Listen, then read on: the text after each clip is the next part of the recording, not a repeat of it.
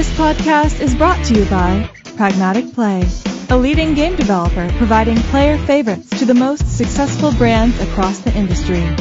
With an award-winning multi-product portfolio of slots, live casino, bingo, virtual sports, and more, Pragmatic Play is powering up new possibilities of play through one single API.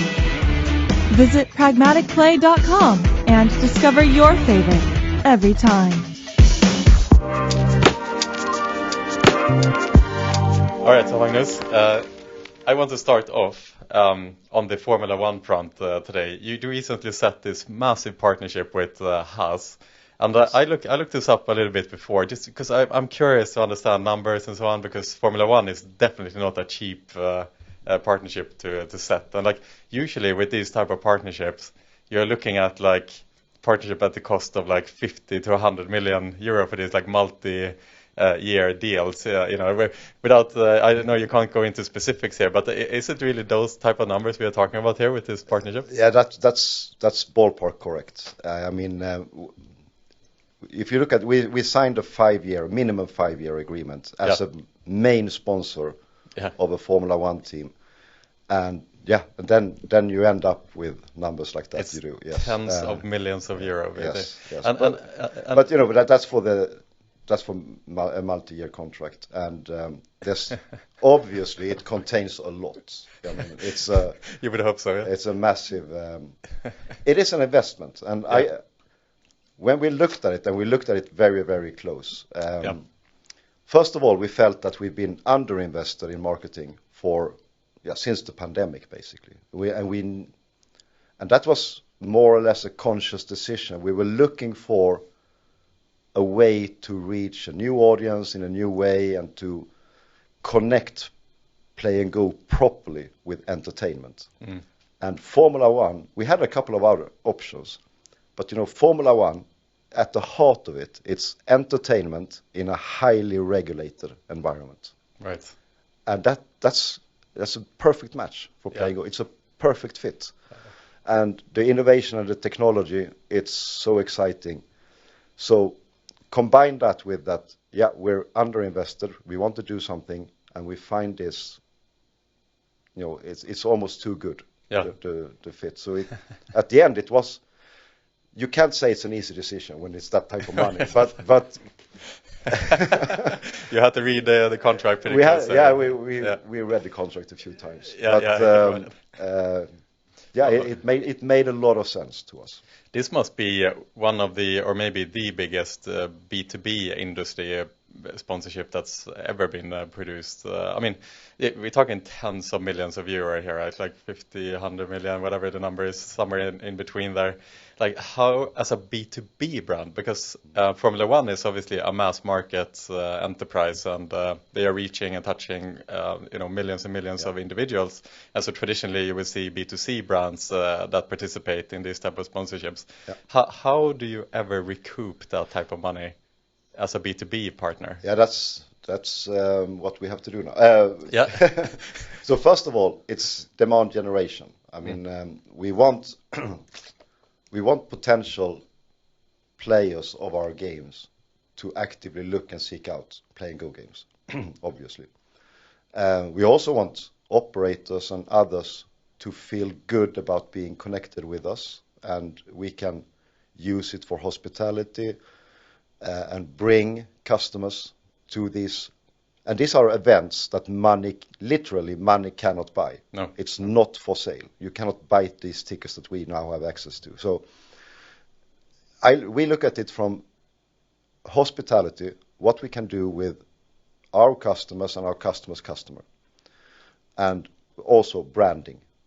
What do we want Playn GO to stand for, and what do we believe, and how do we communicate that to the industry, but also outside of the industry.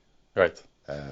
And then it made sense. Yeah, because it's becoming more popular now in the last couple of years for game suppliers to try to reach the players directly as well, right? Especially with so many games that are being produced in the industry today, that is not enough with the operators promoting the games themselves. Like maybe you want to create a demand from the players to ask for the games as well with the operators, right?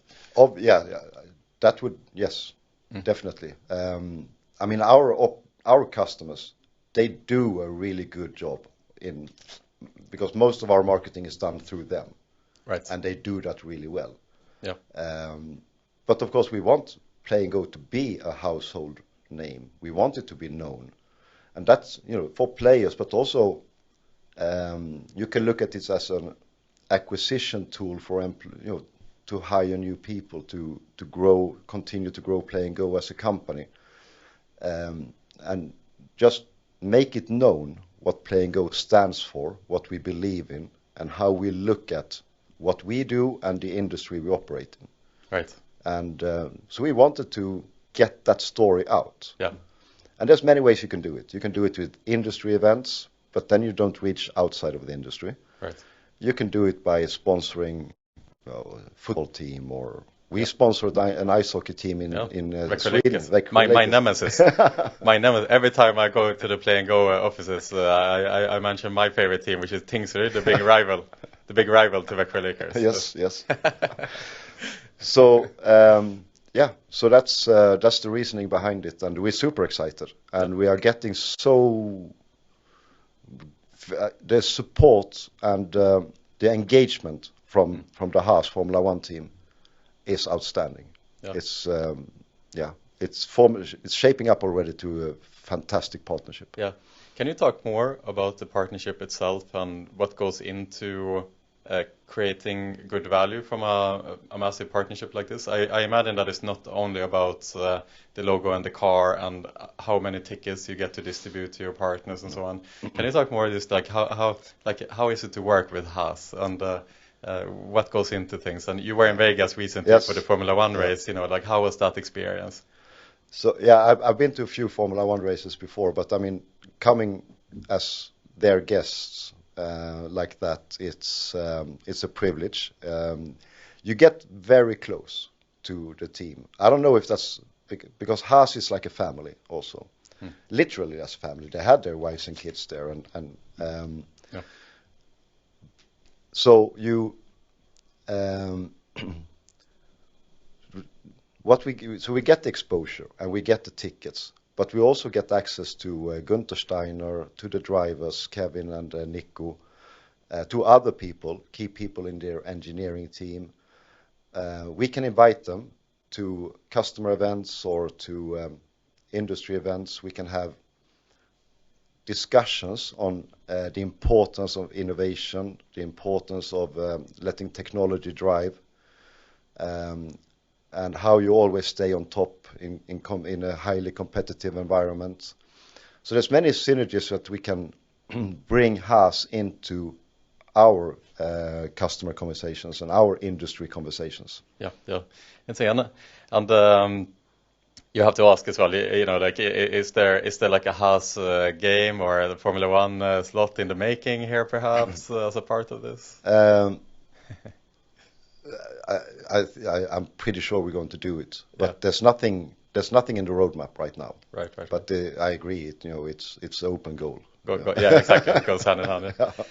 So it's interesting because say in this case you feel that you're underfunded on the marketing front. And not anymore. And definitely not anymore. And then as a result of that, you just turn up the heat to the next level. And you have this like pot of money that you can distribute. And at the same time as you chose this huge investment into Haas, you are also not exhibiting at ICE, for example, which is like part of this, like perhaps like being a bit underfunded on that front or whatnot. Can you talk about the fact that you are investing huge amounts of money into Formula 1 to kind of now go full force on that side, but at the same time you are choosing not to exhibit at ICE, for example? What's the reason behind that? Yeah, so we had a big booth at G2E in Vegas. Right. So we do industry events as well. I think with ICE, we felt 2020 that we did everything right. It was and ICE has always been a fantastic event for us. We have done so much business at ICE, and we have, lots of our success has been built through ICE and other industry events. In 2020, we felt like we can't do it. How can we do this better? It can be bigger, but what's the ROI of that, and is that really the right way to go? So we took a step back and said, okay, let's take a pause on exhibiting. We are sending more people than ever to ICE and other events, so we're still present. We have meeting rooms, but we choose not to have a booth, and it's been 2 or 3 years now when we haven't exhibited specifically at ICE or any European event. Actually, that might change. We evaluate this all the time, but now we are entering the US market. That has been a main objective for us for a year and a half now. We wanted to invest in that big time. We also see Latin America. We need to boost our presence there. And yes, Playn GO has grown, but we're still like 700-800 people. We can't do everything. No. You cannot do everything all the time, and you have to prioritize and pick and choose. And so for now, we've chosen to invest in a Haas relationship. We invest in G2E, in a couple of other industry events. We frequently pop up at you guys in Valletta, New York. Yes. Thank you. We like those events a lot. I think where we can have a proper business conversation and do a keynote or panels that make sense, where we can convey our message and feel that it's more than just socializing. Yeah. That is definitely where we want to be and have to be, I think. Right. And then you have the branding part. That's always important. And maybe we should go back to ICE. I don't. There's nothing that says that we can't. Right. But right now, this is how we look at it. Right. If Alex Pratt of Clarion is watching this right now, just I'll send over Magnus' email after this. Don't worry, we'll make an introduction here. We talk to them. Exactly. Yeah. So let me ask you a question that you can't answer, Magnus. I follow the stock market movements quite a lot of the industry, and we have a couple of publicly traded game suppliers in the industry. That are always hungry to pursue growth through M&A. Yeah. And Playn GO seems to always be at the top target to as a company to acquire by some of the major game suppliers. This frequently shows up in discussions around Evolution, what's the next company to acquire, Light & Wonder, so on and so forth. Playn GO is always the company that is being discussed as the next acquisition target. So the question you can't answer is, have you been close to being acquired by, let's say, Evolution or anyone else? Is that something you think about internally to perhaps make an exit one day? To answer the second question first, I think it's the responsibility of any leadership team in any company, in any industry, to always look at stuff like that. Is there something to acquire? Should we do a merge? Should we go public? I think that's part of running a company, to have those conversations internally. That said, I joined Playn GO January 2018, and since then people have told me that you will soon be acquired. Right. And I can see why, because there's not a lot of. We are a pure slot provider, and people are looking. There's structured deals going on. There's M&A going on. There's few of us left, pure slot providers. Playn Pragmatic, for example, they have live casino. They have a bigger portfolio. We are very specialized. So in theory, we are an easy acquisition to integrate, I would think. So there's probably good appetite for acquiring us. Now, will we be acquired or? I've worked with we have strong owners. I've worked with them now for 6 years. And this is my personal opinion, but the way they are investing in the company long term and the way they are engaged in the company signals the opposite. It's as far as what I can see from my fairly good position. There's nothing like that in the making. But that's me speculating. It's not. It is what it is. But I don't see any signs of this. On the contrary, I see them investing so much time and energy into the company and having fun doing it, loving to do it, waking up every morning and loving the company and the people. Right. I mean, investing tens of millions of euro into a Formula One partnership doesn't exactly signal a company that is about to be sold. That's exactly, right? It's not dressing up the bride for acquisition. Not dressing up the bride. That's a good way of putting it. Interesting to hear that. So, Magnus, you talked about North America here, and it seems from the outside that this seems to be the big prize for Playn GO. We obviously the partnership that Playn GO have together with us at Next is very US focused, and the discussions we have is always how can we help to promote the brand in the US.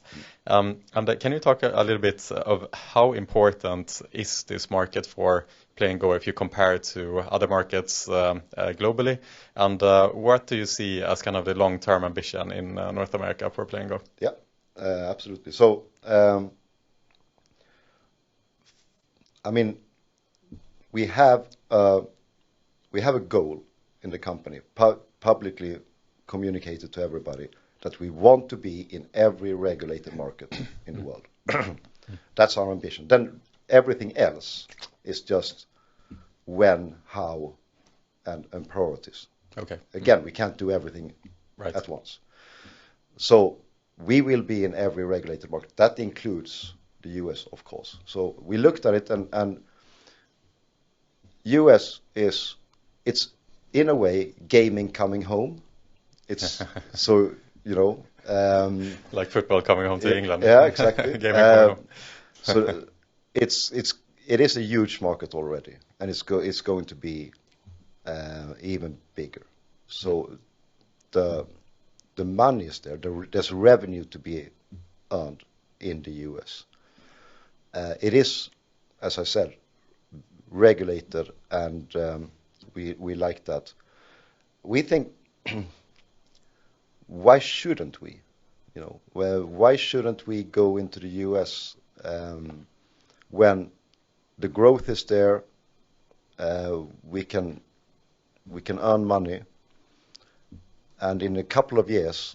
So right now, UK is the largest iGaming regulation or jurisdiction in the world. In a couple of years it will be US. So it would be stupid not to be present. Then of course it's expensive and time consuming. Difficult. And the jurisdictions, Michigan is different from New Jersey, it's different from Pennsylvania, taxes are different. But we're pretty good at that. That's what we do. We are a supplier primarily for regulated markets, and we handle that pretty well internally. Yeah. So we are good at entering new jurisdictions. Yeah. So for us, I think everybody struggles. You saw Kindred the other day. Right. They gave up. I can understand that. How long should we take the course? But again, we have maybe a 5-year, 10-year plan for the US. We are not quarterly driven. We are not publicly traded. Right.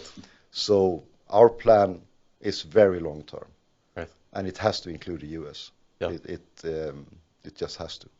And you've gotten to that size now as Playn GO, where you're 800 employees, massive turnover in the company. That you must be talking internally about this other route, perhaps of an IPO eventually.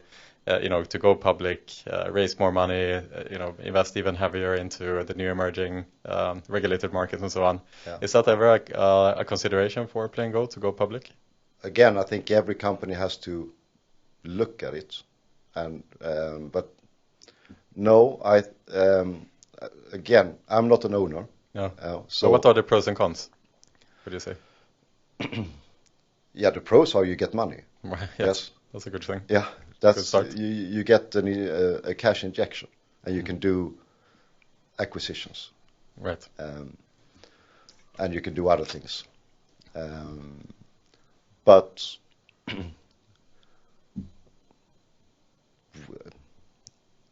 we can do the stuff we want to do without going public. Right. I think that's the way I look at it. We can do the Formula One. Yeah, and shareholders will not ask you twice about this investment. No, there's very few shareholders, and they are fully on board. They are fully on board already. There's a couple of people rather than a couple of thousand of people there. Yeah. So back into North America again, Magnus. How would you say, as a game supplier, to establish yourself in US?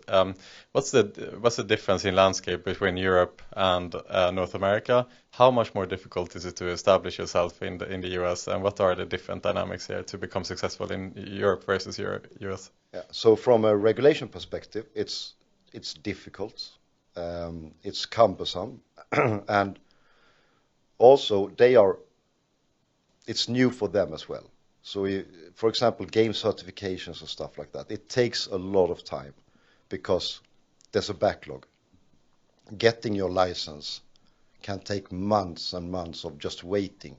Right. Because they have stuff to do and there's a queue. Yeah. So it's time consuming from that perspective. But all that is you can plan that. You can say, okay, let's go into New Jersey, then Michigan, then Pennsylvania, then we do this. Figuring out hosting alternatives different from state to state. Again, you can plan it and you can execute on it, but it takes time, it costs money. The interesting stuff is, and that's different from in Europe, we use Amazon Web Services, we use the cloud services for wherever we can.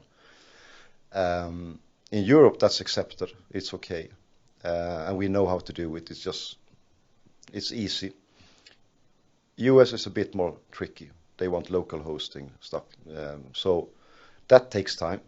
That's different than Europe, and also the operator landscape is different. You have the way they distribute licenses is. In New Jersey, you have to have a land-based casino, and then you have skins that you can sell or rent out to operators.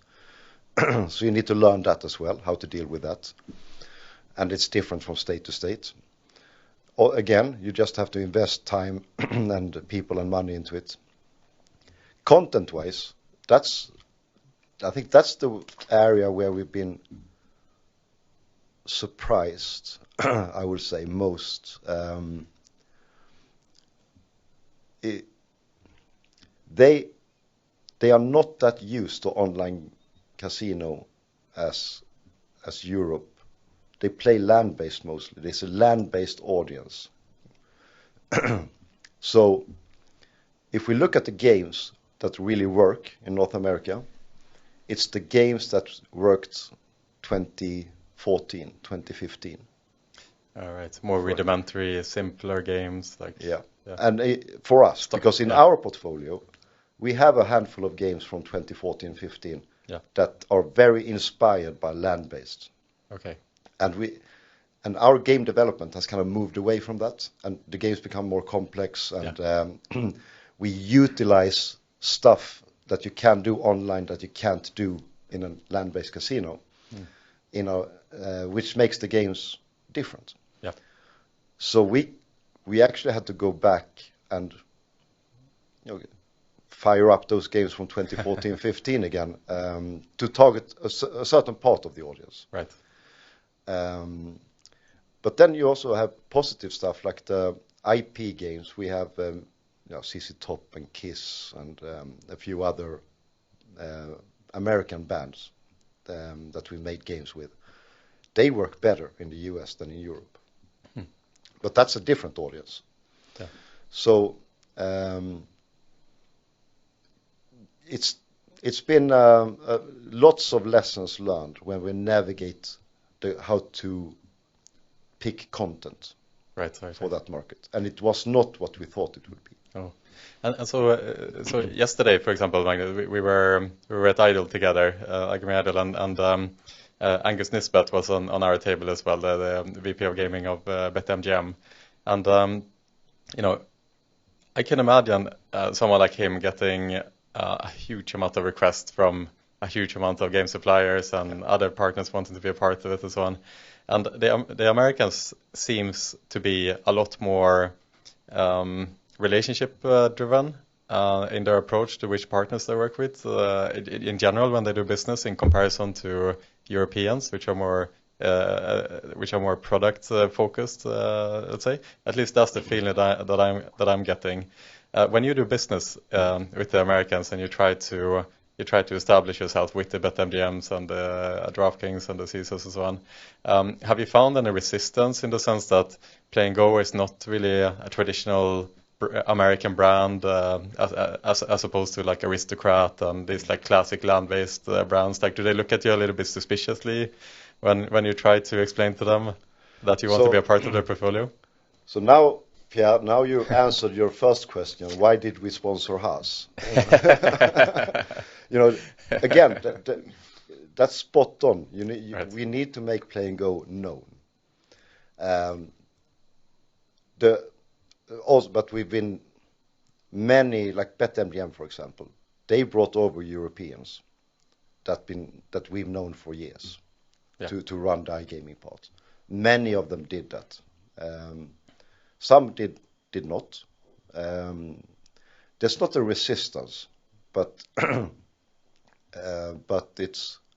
we are not a household name for an American who's been in land-based casinos and all of a sudden his boss tell him, go do online. Then they will go to IGT and Aristocrats and say, what do you have on online content? Do you have that? Give me that. Yeah. The relationship is there. Yes. They trust each other. Yeah, I think we would all do the same. I think because it's quick and easy. But they've been open. They don't say no to meetings. They do some research. They figure out that Playn GO is actually fairly big in Europe, and they got good games. They want to learn. We do demos. We go through our portfolio. They like it, and we build that relationship. But it's a longer. In Europe, we don't have to do a company presentation because people know us and our games, and that's not necessarily the true truth for every American company. So yes, there is more work, more selling, more basic selling to be done. Yeah, I'd say. Yeah. So here on the European side, Magnus, if we look at kind of like share of wallet and movement and so on for Playn GO, it seems like the share of wallet and operators for Playn GO has decreased somewhat over the last couple of years. But it also seemed to be for the case that we are sitting in two very comfortable chairs here, branded Pragmatic Play, that happens to have done incredibly well over the last couple of years and kind of taking bigger and bigger share of wallet for the operators at the expense of everyone else. It feels like. Does that feel like a threat to the business? How do you view these massive companies now, like Pragmatic Play, Evolution, obviously, are trying to acquire their way into a bigger share of wallet as well and kind of take more control over the partnerships with their operators? Is this becoming a bit of a scary kind of landscape to navigate with the bigger getting bigger? Not scary, but I think you need to have strong and good competitors. because if you don't, you're probably in an industry that's dying, because if you're the only one who's investing in it and no one wants to be there, you're probably making something wrong. Yes. But to have competitors like Evolution, Pragmatic, and and others, it's a good thing because it makes us better. But of course, we are competing against them, and I think Pragmatic they do some things really, really well, and same with Evolution. They have some obvious strengths and stuff that they do fantastically well, and I admire them for that. And I think, and also it's good because it drives us to be better. Competitive wise, we are a supplier that's very, very focused on regulated markets, and so we compete with the ones who wants to be on regulated markets, and let's focus on that. And the way we compete is by being a very good partner to someone who is in regulated markets. We have all the licenses, we have all the paperwork, we follow the jurisdictions. We are often the first supplier who updates the games when there's a change in regulation. That's our way of competing. Pragmatic has a different way of looking at the market, and they are addressing a different market share. Their market is slightly different. They do things different than us, which is fine. That's their company to run. So I'm not worried. On the contrary, I like it. I like to compete with good companies, and I just look forward to make Playn GO better and better on what we want to do and drive our strategy, and let that take us to a better place. Yeah. Every successful game supplier seem to have this like one hit that is almost funding the company. Netta and Starburst is a good example. Obviously, Playn GO with Book of Dead, that has constantly for almost 10 years been, the top 3 game, and obviously is generating a huge amount of the company's revenues. So even though you are producing one game a week, at the end of the day, it is this like one game that is contributing to a lot of the bottom line. Yeah. How scary is that you have a game that is so important for the company, and the continued success of this game determines a lot of kind of the bottom line of the company. And how do you produce a new Book of Dead? Yeah, well, there's many questions in one. Yep. First of all, it's so Book of Dead is a big game for us. Obviously, it's not as big as many think, but it's huge. And looking at the revenue generated by Book of Dead, has been, growing at a certain level, while the rest of the game, the revenue from all the other games, are growing faster. Okay. So our dependency on Book of Dead is getting less and less for every day. In reality, I would say that we have maybe 6-7 games that stand out in terms of that they generate more revenue than most other games. So you have Book of Dead, obviously, Reactoons, and Moon Princess, Rise of Olympus, Tomb of Madness. There's 8-10 games maybe that are really strong for us. And I think that's also a strength of Playn GO, that as you said, most suppliers have 1 or 2 games that they live on, while we have 8 or 10. So I'm not worried at all. Of course, and can we create a new Book of Dead or Starburst, or can anyone do this? I think it's very hard, because in October there was 3,000 games released. When Book of Dead came, 2016, Starburst about the same time, I think. I was not in gaming but I've gone back and looked at the numbers. It took almost a year for Book of Dead to really catch on. And during that time, it was every welcome offer and every promotion anywhere was on Starburst and Book of Dead. That's the two games. Those are the two ones. Month after month on every casino, everywhere. Can you get that type of exposure today? I think it's very hard for anyone, regardless if it's Playn GO or Pragmatic or Aristocrats or whoever. I don't think you can get that type of exposure for one single game anymore. Now,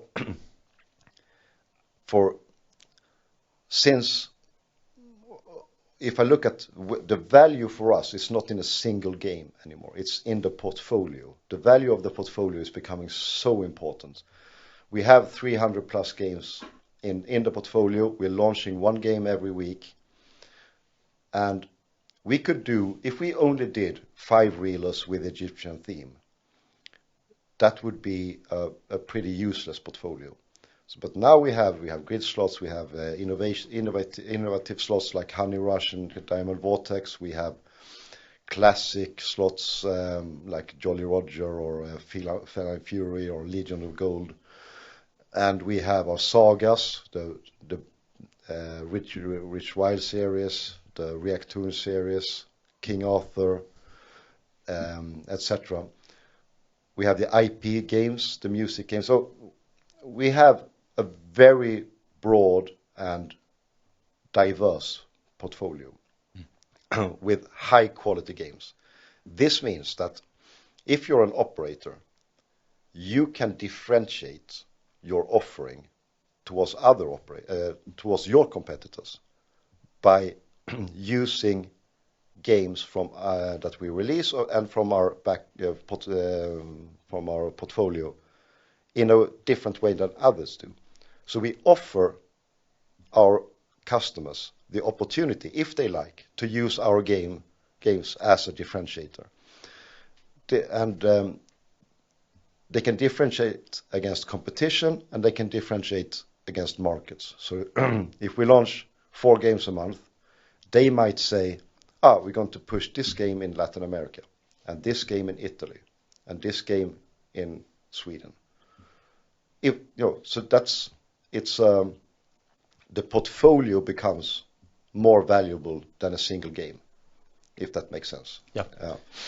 Do you think as well about differentiating yourself and expanding your products? You talked earlier about Playn GO being a very focused company only on RNG and slot games. You don't currently offer live games, for example. Is that a consideration for the company eventually as well to expand into live now that you have reached like the size of the company, you have the kind of the financials to back a launch like that up? So we did a venture into land-based with William Hill in UK. Right. So you built the cabinets. Book of Dead, actually. yeah, there you go. Of course, works well. So that's an interesting experiment to see what we can do in a land-based environment, and let's see if we do more of that. But live, it's so people heavy, it's tempting. You could acquire something maybe. Yeah. Right now we don't have any plans for it, but it would be nice to give Evolution a run for their money and see how much damage we can do. I would like it, but right now it's as far as I know, there's nothing on the table. But it's getting tough as well in the live landscape, right? There's I think off the back of Evolution's market cap, a lot of investors for a lot of game suppliers were perhaps asking a lot of these game suppliers to why don't you do something live? And we are seeing a lot of suppliers popping up now, all competing for the same space, and it's it seems to not be that easy for many of them. No, I think it's tough, and also we have to also realize that evolution does it really well. It's not like they're not exactly failing. No, no, exactly. So you need to do live, and you need to do it better than evolution. Yeah, and that's a challenge. Yeah, not a bad one, that's for sure. You mentioned Magnus. Maybe enter the live space potentially through an M&A in the future or whatever. Do you see growth through M&A as a viable thing for Playn GO? Because I don't think yet you have done any M&As so far, right? Is that something also you're looking at? Like, have you looked at this in the past? Have you been close to acquire anyone at some point? Not as far as I know. But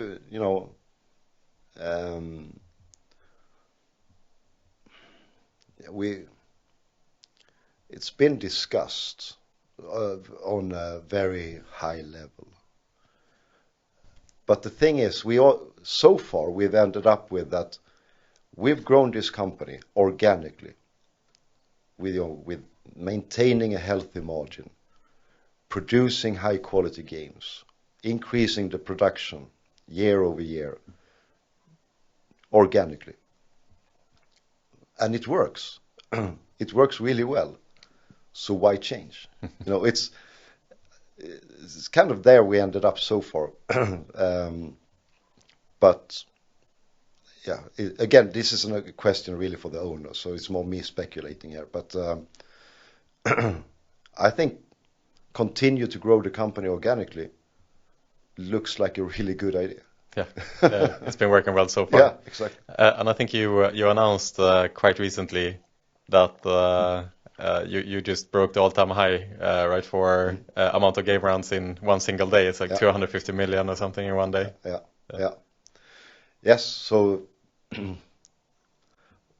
rounds and active players has a phenomenal growth. The reason we look at that KPI is because when you invest in regulated markets, there are regulation sometimes impacts bets and GGR. What is the max bet and deposit limits.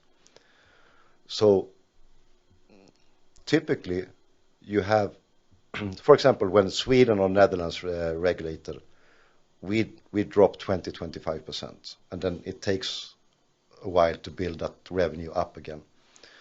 But if we look at rounds and players, what that tells us is that, okay, there's more people enjoying our content, players, and they do it for a longer time, and that rounds. And actually, if you look at bets per round, if you kind of look at that KPI, if that goes down because rounds goes up, that means that in some way we have succeeded, that people are using it as an entertainment tool more than a betting tool, which is what we want.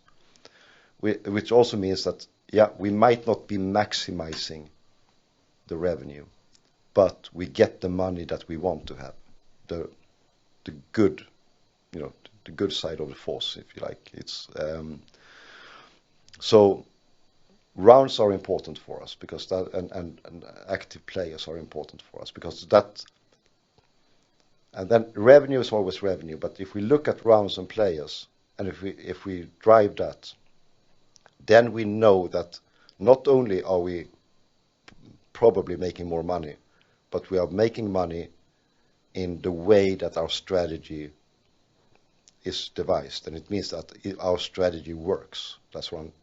That's why we like that KPI. It proves our strategy right.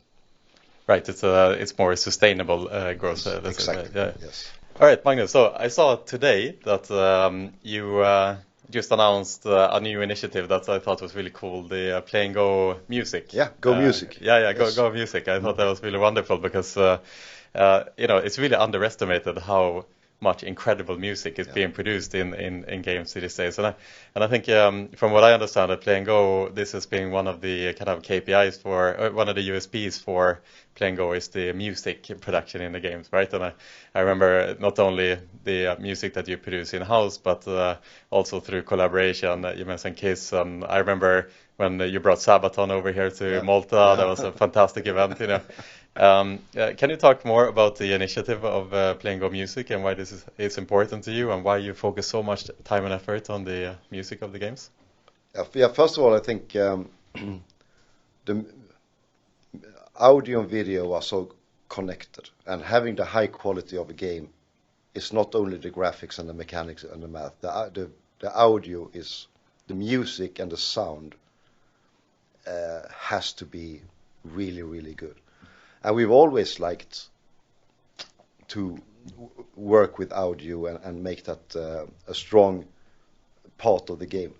So Go Music it's much more than just a playlist. It's a collaboration platform where we have artists working with us, doing versions of the music, creating music inspired by our games, and they can upload it on this collaboration platform. And it's almost borderline a record label. So we can bring in new talent and promote them and help them promote. We do it because A, we like it, it's fun. B, we have a lot of good music that can be used standalone outside of the game. It's that good. And it also underlines that what we do is an entertainment product. And we can show that by showing the quality of the music and offering that music as a standalone product outside of the games. So we're super proud of this, and we think it's so fun and so energizing to have this. And if you dig into it, you'll see that, I mean, there's lots of suppliers who have decent music and they have a playlist. But this is, I can't stress that enough, it's not a playlist. It is a platform for collaboration where we can bring in artists and creators of audio to collaborate with us and to share their music and get a new audience for their product, as well as we get a new audience for our product. Right. How do you see this long term playing out, Magnus? I mean, you talk about the platform here that you are trying to create and to try to get new artists to produce music and variations of the music and so on. Yeah. Like in a couple of years' time, what is Playn GO music going to look like? Yeah, let's see where it takes us, but we are going to invite more and more artists to collaborate with us on this platform. And obviously, if we can use this in the games in a good way, then that's good both for us and the artist, right? And if we can get some more high-profile names to work with us, again, the marketing we discussed in the beginning, it will certainly help us in those conversations. Yeah. And we do good music games. We have proven that. So I'm not 100% sure where it leads us, but it can only be good, Yeah, exactly. You mentioned earlier before we started to record, in the Formula 1 event the other week with Haas, there was like Paris Hilton and Brad Pitt, and then obviously Magnus Olsson was there as well. And maybe this is a good place to attract some new artists into Playn GO Music. Another reason to spend tens of millions of euros here. Yes. Amazing. Magnus, if we look at I'm curious to know, since you're not publicly traded, it's really difficult to understand kind of how the company is performing, what you do well, and so on, other than the information that you talk about in these type of interviews. I'm really curious to ask you just what you can say in terms of the company's growth year over year, or if you look at kind of where the company is today compared to a couple of years ago, do you see steady growth year over year? I mean, not to ask too many questions at once here, but I know that Germany was a really important market for you guys, and obviously since the regulation, this must have been a really difficult time for the company to adjust to the regulation in Germany. And can you talk a little bit more like how the company is doing year over year, let's say? Absolutely, yes. So I don't know really where to begin, but let's start with Germany. Yeah, when they regulated, I think we lost like 60% of our traffic or something. Oh my God! It was, and that was our biggest market. So wow, we had growth that year despite Germany. Despite Germany, yeah. Wow. So we picked that up elsewhere, but not nearly what we would have if the German regulation had been done in a different way. So what happened was that the regulation drove. The way they did the regulation and the way the regulation is unfortunately drives people to unlicensed casinos, because the user experience, the player experience in a licensed casino is not good enough with the limitations that regulation imposes on us and on the operators. Right. So you drive players away from the licensed casinos. We removed our games from. So we put Germany on prohibited jurisdiction list in all our contracts. Wow. Which means that you have to have a license. Yes. To be able to offer our games. So all regulated jurisdictions are on the prohibited jurisdiction list. And in the contract it says that you cannot offer our games in this unless you have a license. Like in Sweden, like in whatever. I think that's kind of typically what company, I think that's the industry standard. I hope so, at least. And we sent out letters to people saying remove our games if you don't have a German license. Now, unfortunately, they had the regulation was, no one really understood when it started to, is it active? There was some transition regime. I don't know all the legal details there, but it was messy.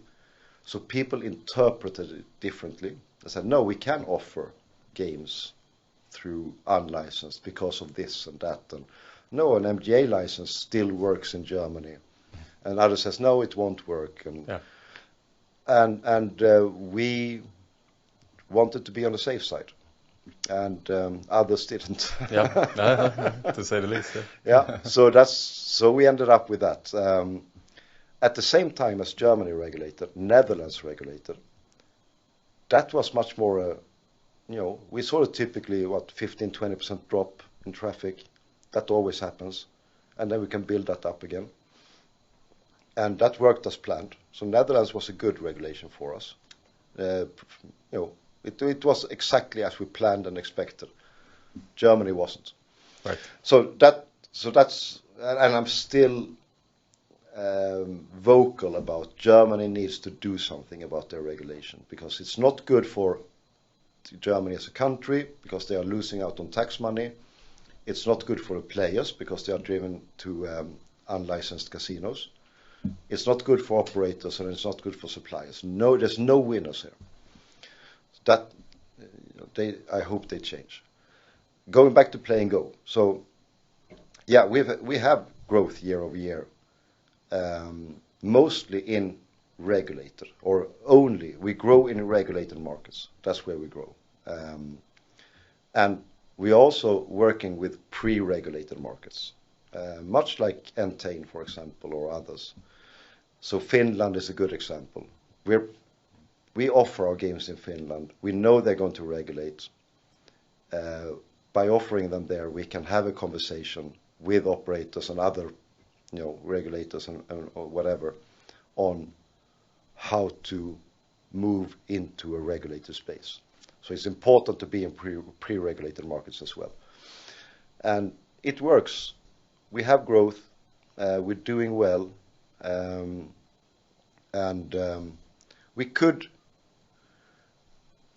I really want to grow in a way that's sustainable and that's good for the industry.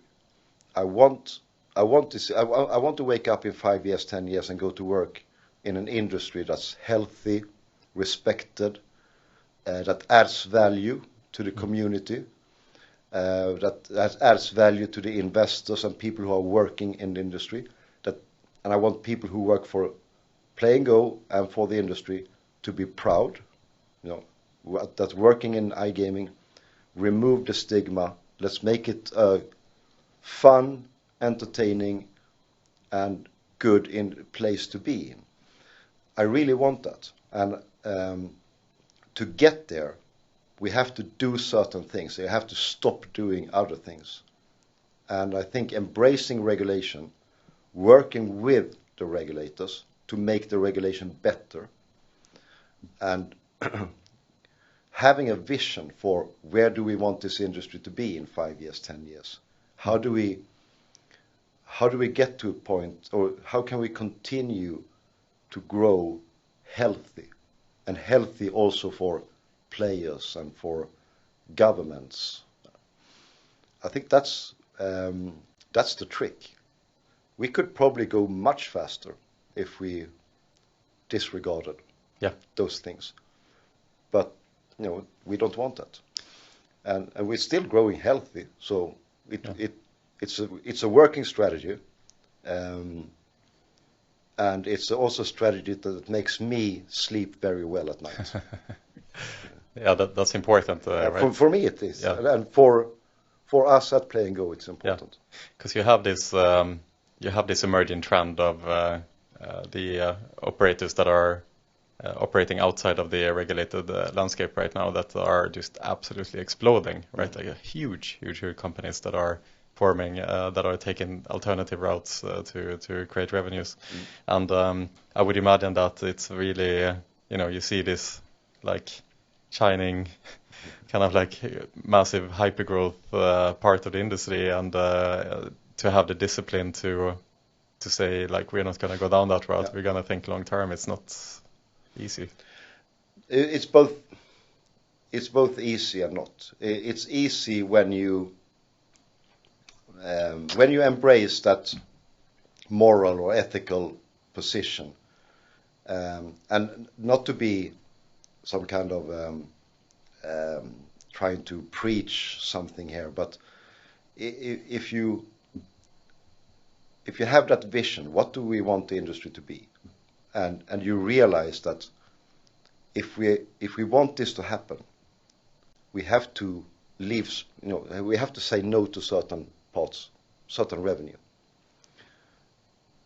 But the goal is much more profitable long term than the short term gains of this, because if we drive the industry in the wrong direction, we will end up with more regulation, more bans, more political interference, more discussions on responsible gaming and the dark side of gaming, and that will long term be detrimental for all our revenue, not only Playn GO but everybody's. So it depends what perspective you have. Do you have a quarterly perspective? Yes, you're probably very tempted to go for that revenue. If you have a 10-year perspective, it makes perfect sense to say no to it. Right.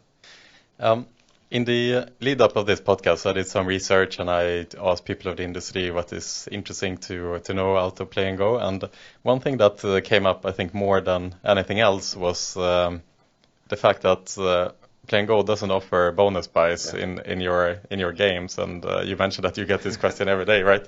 And so it's a very popular emerging trend right now that you can just buy yourself straight into the bonus game, and some games are made specifically to maximize this feature. Money Train comes to mind, of course, of Relax and other games as well. But you guys don't offer bonus buys, which seems at surface that it's like feature that is just missing. Can you talk about Why are you not offering bonus buys in your games when it seems to be something that the players really want this function? Why don't you give it to them? Yeah. I've had this conversation a few times. So what we create is an entertainment product. The game is an entertainment product in our world. It's not the gambling side is the icing on the cake. It's the thing that makes it a bit edgy.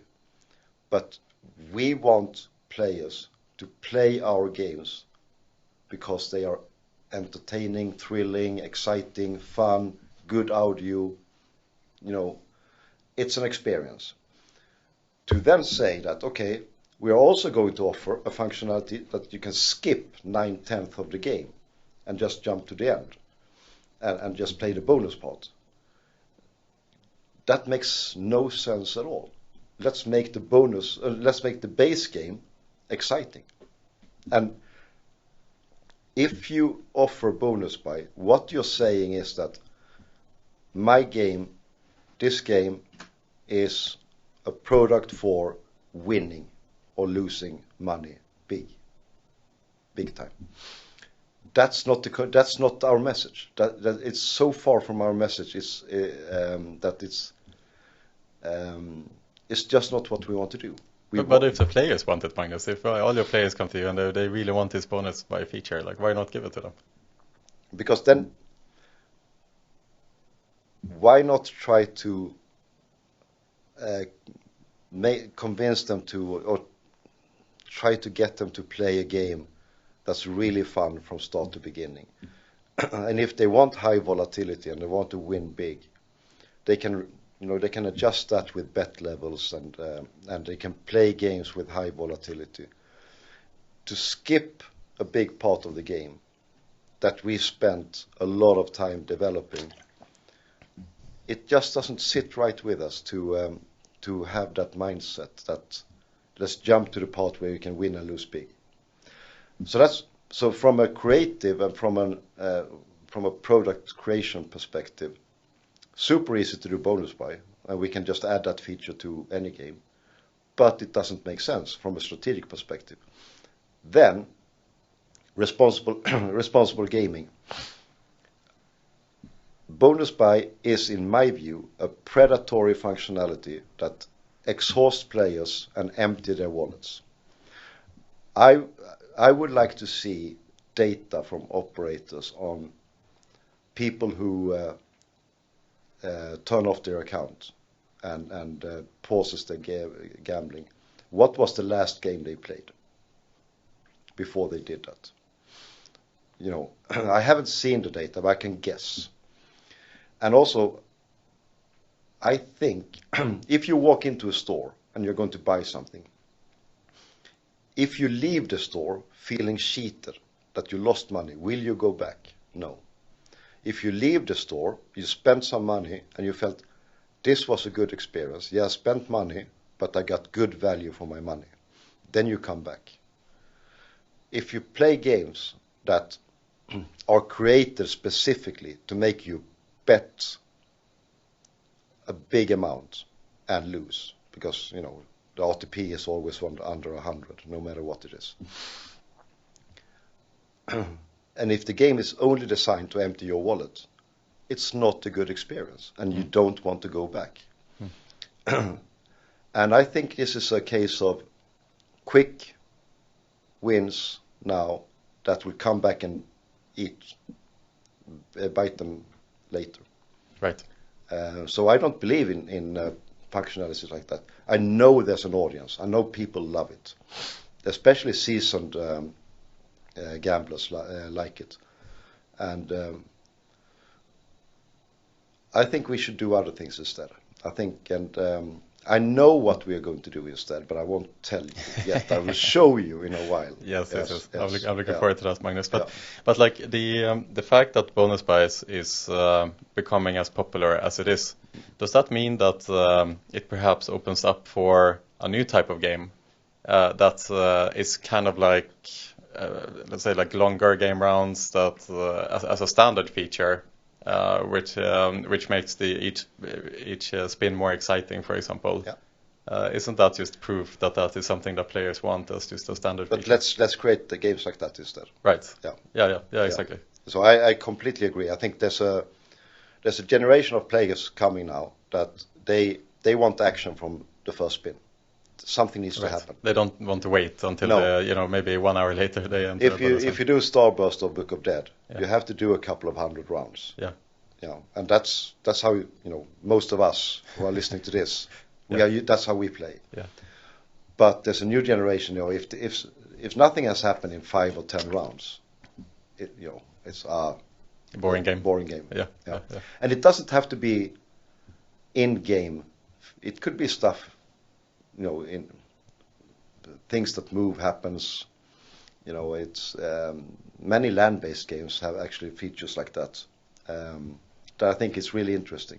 Yeah. So I think instead of doing bonus buy games, let's do games that caters for that audience but are less predatory.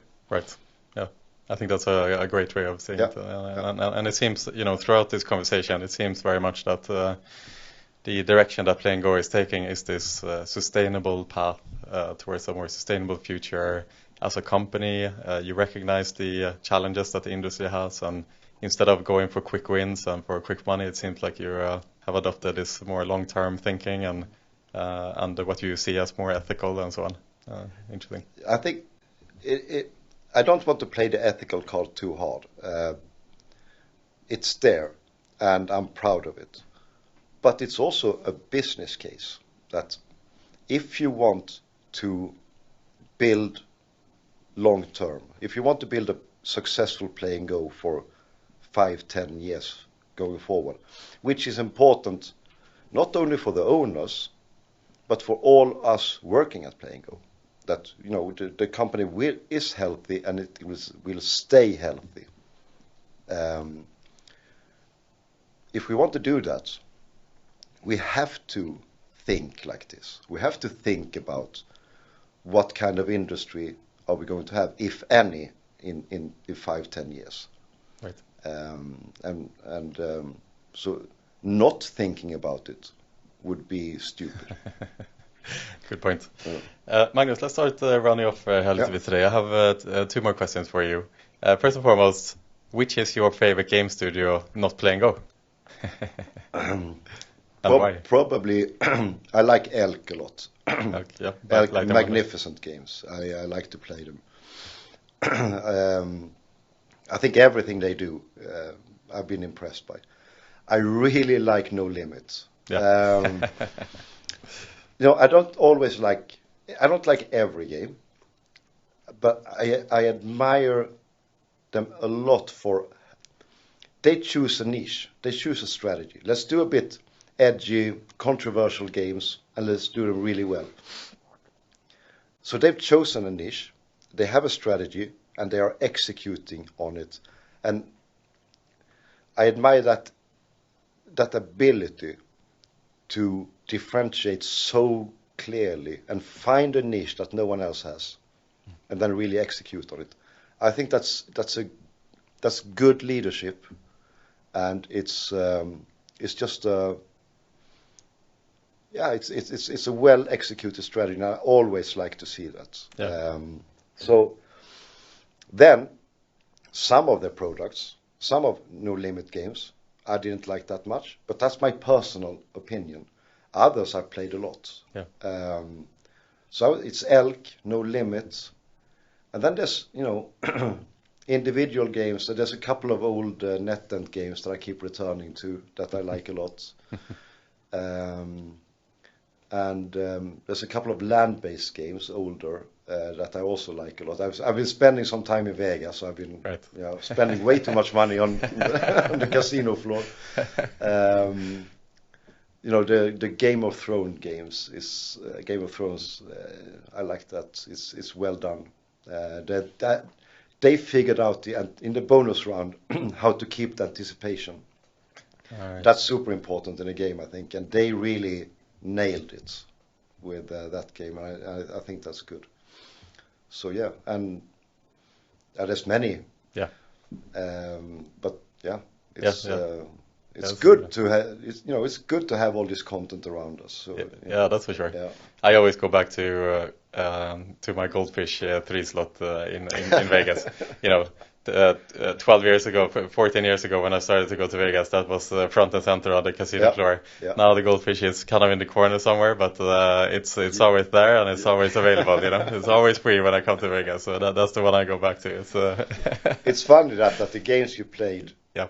A long time ago, if you had a good experience, you stay with them forever. You stay with them. Yeah. And I'm loyal to the goldfish until the day I pass away. I think I can tell you that, Magnus. Yeah. I have a couple of games like that also in Vegas. So Magnus, last question for you today is, where do you see Playn GO in say 3 years time? Like now, as you go forward now in the next couple of years, how do you see the company progressing? Is it just to kind of keep pushing? North America is the most important market for you guys. What's the strategic focus? Where is the company in 3 years? In 3 years, I think North America is at least 25% of our revenue. And today it is approximately? I know it's not even. It's very low right now in revenue. Low single digits. Okay. Yeah.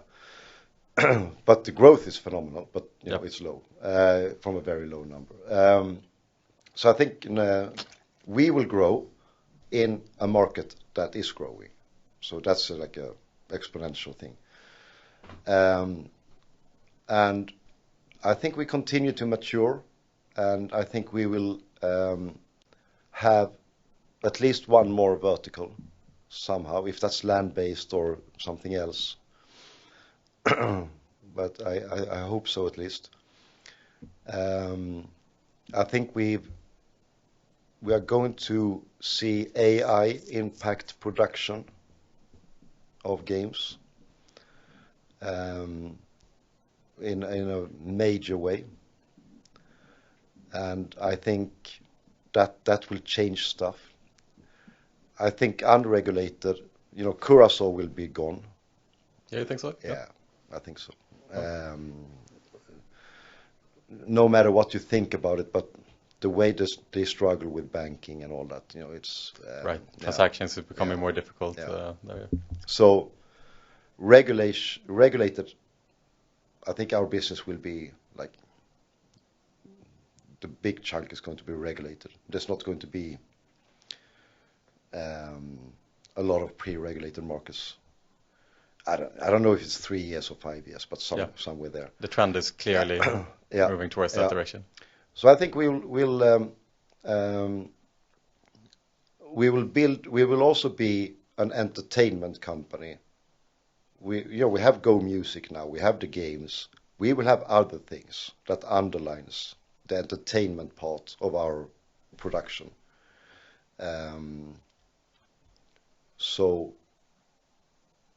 And I think the organic growth with AI and automation, I think we can churn out a lot of high quality content in a very efficient way. So it's going to be exciting to see. Okay. Yeah. Will we see Playn GO sponsoring Tingsryd's RF? This is where I'm going as well in 3 years time. This is the whole conversation I had left to this question, by the way. I'm trying slowly I'm trying always to get Playn GO in there as well. I'm not sure we can afford Tingsryd. That's the thing, especially now after Formula 1 as well. It was either way, it was Tingsryd or Formula 1, but maybe we picked the wrong horse to bet on. I'll keep pushing. One day we'll see Playn GO on the shirt of Tingsryd's RF. Never give up. Magnus, it's absolute pleasure to have you here. And to quote Carolina Pelk earlier today, she said she didn't have that much feedback to give of questions to us to dive deep in Playn GO, but she wanted to say that Magnus Olsson is my favorite person. So I'll throw that in there as well. Yeah. Thank you very much, Carolina. Thank you, Magnus, for today. Thanks, Pierre. Thanks for having me. Let's take the weekend now. Yep. Thank you. Thank you.